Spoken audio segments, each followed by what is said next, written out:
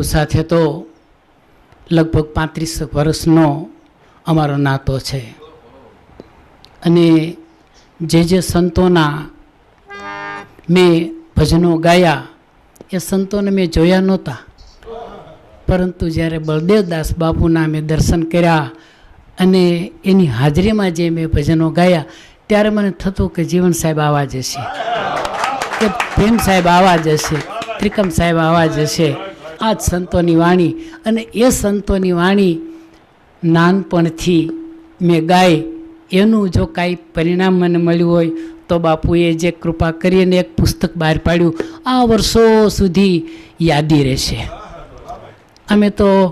ટુંડિયાભાઈને ખૂબ ખૂબ અંદરથી આશીર્વાદ આપીએ કે ભાઈ ક્યાંક ફોરેનમાં કે ક્યાંક કોઈ એમ્બેસીમાં અટવાયા છું ને આ પુસ્તક ખાલી દઈશું ને તોય પાસ થઈ જશે.